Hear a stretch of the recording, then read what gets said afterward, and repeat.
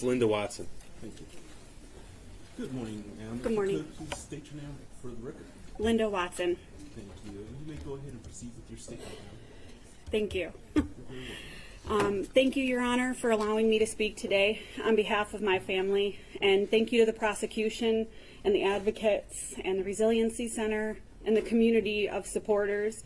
And mostly thank you to these folks back here who we've grown to know through the worst of circumstances. To the shooter, you can look away and you can look down, but your ears are still open. So listen. Almost everything since November 30th has been hard and felt impossible for my family. That day at 12:53, my cell phone rang. It was my youngest son, Aiden. That was a moment I will never forget. He was screaming, "Mom, I've been shot, help me. There's a school shooter." I didn't know exactly where he was in the school at the time, if the danger was over, or if he was even safe. At first I told him to hide, but then he told me he was running outside. It was snowy that day, so I told him to bury himself in the snow. I didn't know if he was being chased. I didn't even grasp the gravity of the situation. All I knew in the moment was that my son was shot and he needed me. While still on the phone with him, I could hear him getting into some stranger's car. I felt helpless and terrified.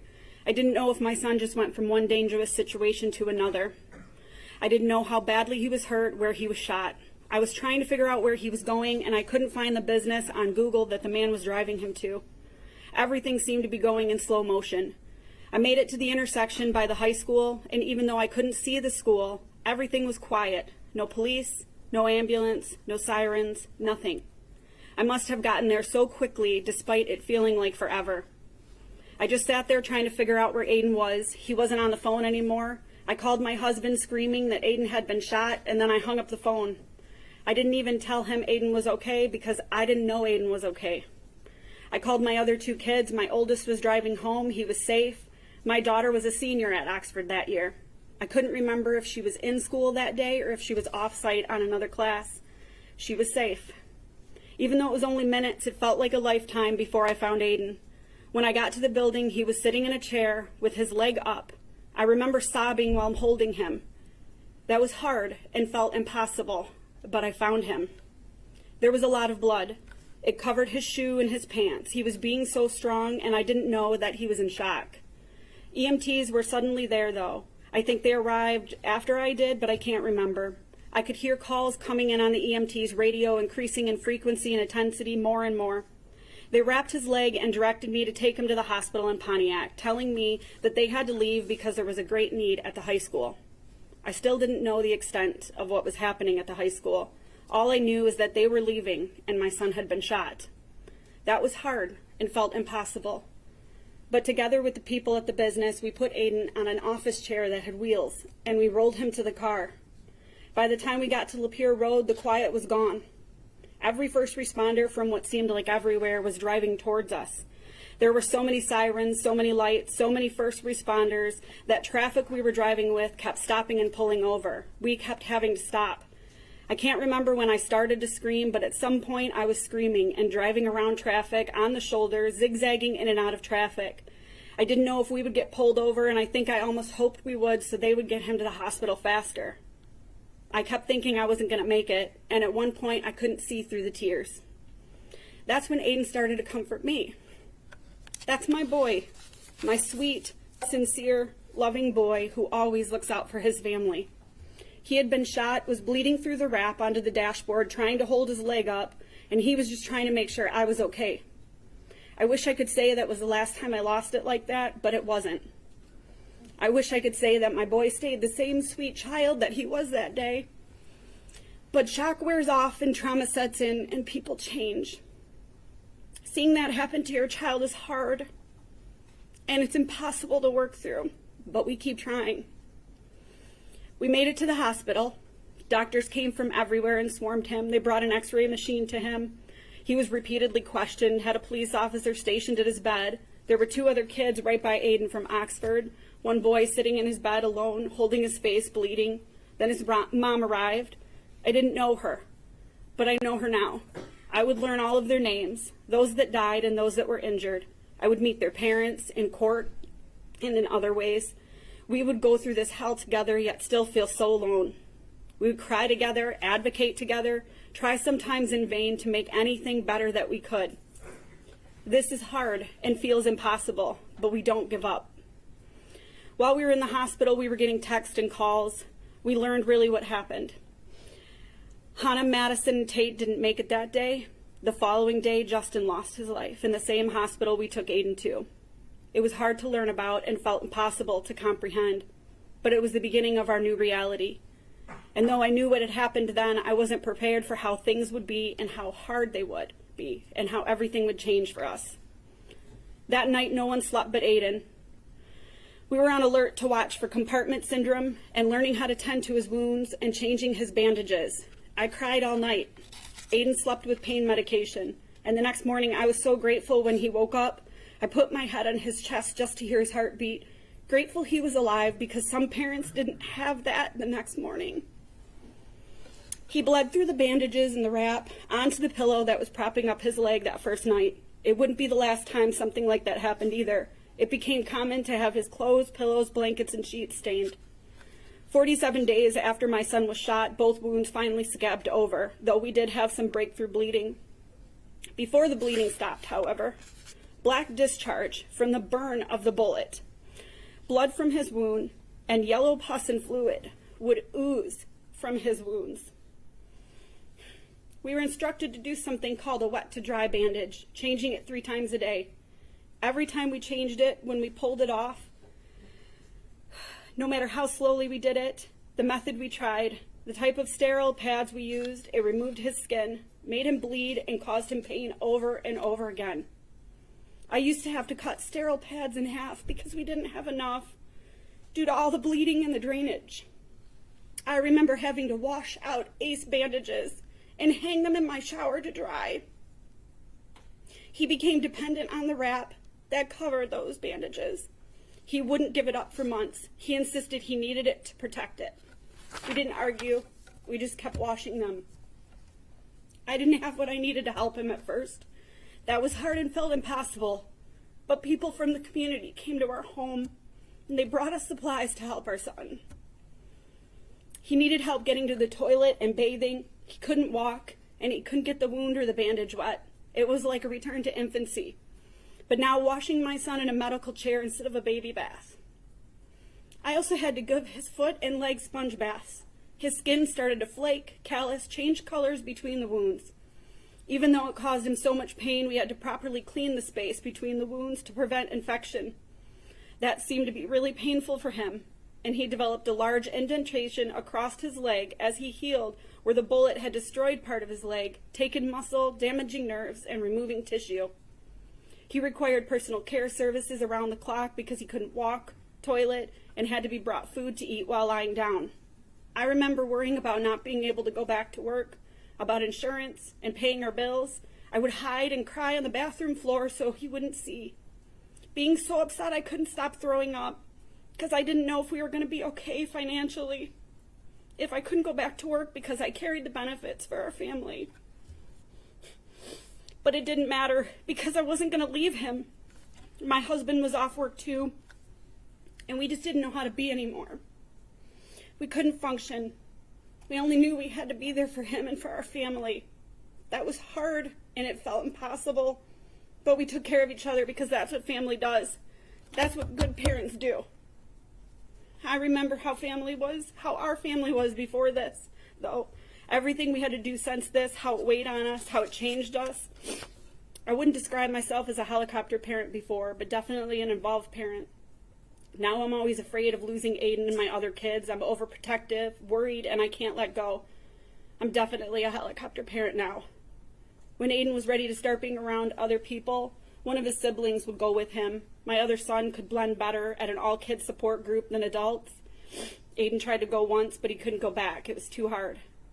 When Aiden tried to go back to school just to see how it was, you just heard from him. My daughter would go with him. She audited a class with him she wasn't registered in for the entire rest of the year before she graduated so he could go. Most days he couldn't make it anyway. Even as he progressed and we made it to the summer after the shooting, after my daughter had graduated, she went with him to band camp. It helped Aiden, But he didn't make it through band camp either. He called me crying in pain and he was scared. I ended up with him, bringing him Vicodin and a scooter so he could get around. That was hard and felt impossible. But his siblings were there for him when he needed him, and we modify things to make it through. He had his first panic attack at his grandma's house the Christmas after the shooting. It was the first, but it wouldn't be the last. And honestly, at this point, I've lost count. Like when we were shopping in IKEA almost a year after the shooting, and he said, "I gotta get out of here," because he felt trapped and started to have a panic attack. Or when an unexpected and loud firework on a July afternoon sent him rushing into the house, crying and angry, where he sat on the floor. He was so mad because he had made it through fireworks just the day before. But you see, those are the ones he prepared for. That was hard and felt impossible, but that is what we must do now. Lots and lots of preparation to get through anything. Though you cannot prepare for everything, like when a balloon popped at a sporting event and we had to leave over a year later after the shooting. At one point, we had to stay in a hotel because construction noise, such as nail guns, sounds too much like real guns. Every time we learned a new trigger, we had to develop a new plan. We were and always are in crisis management mode. He used to have terrible nightmares and hear gunshots that weren't there when he was awake. Noises are hard, but absolute silence was impossible. So we bought special headphones he could sleep in and a music subscription. It didn't take it away when he was awake, but it did help him sleep. Something that stands out like it was yesterday is the look on his face when he tried to run for the first time. When he realized he couldn't do it, the pain was too much and it stopped him. I remember how confused he was at first. It was devastating to see his realization, his pain and sadness simultaneously. That was so hard and definitely felt impossible. But he's done so much work in PT since then to get where he is now, yet he still is not where he should be if it never happened. Aiden still doesn't go to high school for a full day 2 years later. He's never been able to work back up to that. The year after the shooting, after his sister graduated, he didn't have her to be with him. He also didn't have what he referred to as a quick escape, because that was his term for the ability to get out of the school if he needed to. We had a plan for that too. Last year at the beginning of the school year, I had to drop him off and sit in my car in the parking lot for the few hours that he was there each day. That was hard and felt impossible to send him back to school at all. But he learned to drive, and we created a process with the school that included a special contact he would have. He had to get special permission for the times he just had to run out of the school because he couldn't take it. A panic attack would set in, embarrassment would happen, and then he would just run out. Even with the process, the accommodations, and the planning, still some staff and some of his peers don't get it. They're either clueless, not informed, don't care, or are indifferent. But they don't understand how hard and impossible everything is most days for Aiden. They don't understand all the thought, planning, effort that goes into trying to make just a portion of the school day work for him. Aiden's been questioned by school staff, asked to provide doctor's notes to validate not being able to do something. He's been harassed and bullied by students who don't understand that Aiden has an accommodation and not an unfair advantage. They don't understand that all Aiden ever wants is to feel normal and do everything everyone else can just the way they do it, but he can't anymore. This is very hard and continues to feel impossible. But we keep adjusting the process and the plans. We keep having the hard conversations with staff and students that should know better, but this is our life now and not theirs. So I don't know if they will ever understand. As parents, we've had to stand in front of the school board, the Senate, connect to politicians, beg them all for help, to do what's right, to get answers, to do something to help, only to get backlash and be outcasted by a portion of our community we once loved. We try to put our anger into something good, advocate for change, but it doesn't help. We lost parts of our community because people don't understand and are callous, seeing our attempts at advocacy as a stance against who they are. People mean well, but they don't understand that their words can be hurtful to Aiden and our family. We've been told we are the lucky ones, that we need to stop being negative, be grateful he is alive, and we are. But hearing, you just need to get over it already. You haven't moved on yet? It was just his leg. You are carrying around an offense that isn't yours.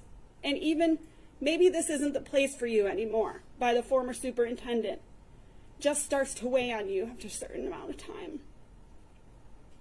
especially when all you're trying to do is heal your son and your family. Going out into the community, we're confronted with people staring, pointing, whispering, and many strangers boldly trying to talk about things with no consideration for how it hurts us or our son. We've even had people try to exploit a relationship with our family or our son to benefit off of the trauma. It made us feel like we couldn't leave our home, we couldn't trust, we felt like prisoners after a while. We shouldn't feel like a prisoner. This was hard and felt impossible, so we make plans to move. I'm not sure I would have gotten through any day without crying if it wasn't for medication, which is something I've never had to do before. I've also lost count of the number of times a doctor has told my husband and I that something medically that's going on with us is directly attributed to stress. I used to think I was a strong person, but I've struggled with everything, and I cry so easily now. I can barely get through this. I have tremendous guilt because before the shooting, when threats were being reported, Aiden asked me if he could stay home from school, and I told him he was safe, and he was not. I essentially lied to my son, and then he was shot. I carry that with me now. That's hard, and it feels impossible, but we have to take care of ourselves to take care of him.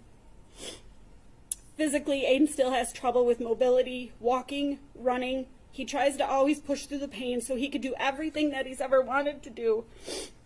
He got stronger and had to relearn how to walk evenly to prevent additional pain happening in other areas of his body due to body mechanics. He has nerve damage and inflammation that causes pain all the time. The pain that at 2 years post-incident, per the doctors, will be as good as it gets now.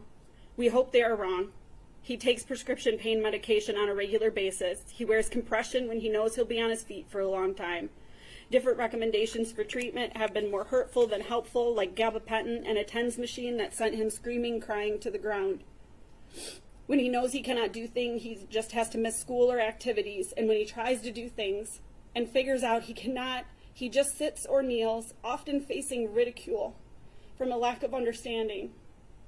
Mentally, Aiden still has work he's doing. Every time there's another shooting, it's a setback. Every time there's another threat, it's a setback. When Aiden's older brother was at MSU in February of 23, we received an alert from an active shooter on campus. Aiden started texting his brother, telling him how to survive a school shooting. After that, it was hard again. Aiden struggled with going back to school again, and that happens anytime something happens. I recognize the attendance secretary at the school just by her voice now, and when I call him out of school, I'm not even sure I need to say who I am anymore. She just knows who we are and why we're calling. We can't move on like the rest of the world. We don't get to. Everything, no matter how hard, how big, how little it is, will always be more to us. I've had so many conversations with my son that no advice or preparation could help with. Like when Aiden was preparing to go back to school long after everyone else returned, we found him looking at bulletproof backpacks and clothing. He told us he planned to never be taken by surprise again, that he would be prepared. That is hard and felt impossible, but it is what it is. We get through it all with plans, conversations, music, tears, help, bandages, doctor's visits, wheelchairs, crutches, a walking boot, physical therapy, EMDR, therapists, medications, compressions, TENS machines, and anything else we can try because we will work to help him feel physically better and mentally safe. I really thought about not sharing my statement because of something we heard during the court proceedings that the shooter said he wanted the parents of those who passed to suffer. My kid is alive, and for that we're grateful. And we have suffered. And for that reason, I am speaking. Because I want him to know that he did cause suffering. But what will happen next in his life and next in our lives will be the exact opposite. We will move on. He will not. Just because it's hard and pretty much always feels impossible, we don't give up because we can't and we won't. This isn't just a part of our life, it is our life now. There's been so much that Aiden has gone through because of this, and I didn't cover it all. I left off some of the most painful and uncomfortable things because this is all the shooter will get from us, forever and ever. What a bullet and the shooter took from Aiden and our family is hard and impossible to describe completely. Aiden will be dealing with this for the rest of his life. There's no sentence that can take that away or change that. No sentence that can make the shooter understand or feel what our family has felt and still feels. My son will have to live with pain, trauma, and limitations because of this forever. So too should the shooter have to deal with the consequences of his actions by being incarcerated for the rest of his life. For everything that we have experienced that's hard and felt impossible, the shooter, this monster, should have to feel everything hard and painful and impossible for the rest of his life. The closest thing we can get to that is life in prison. There should never be a possibility of my son coming across the shooter at any point in his life. Aiden doesn't deserve to have that be another fear he has to live with because of him. Otherwise, there is no justice. Thank you. Thank you, and thank you for being here, ma'am. I know that it's not easy for you to do, so thank you for your statement. I listened very closely, and your statements did not fall on deaf ears, so I truly appreciate you being here this morning. Thank you. You're very welcome.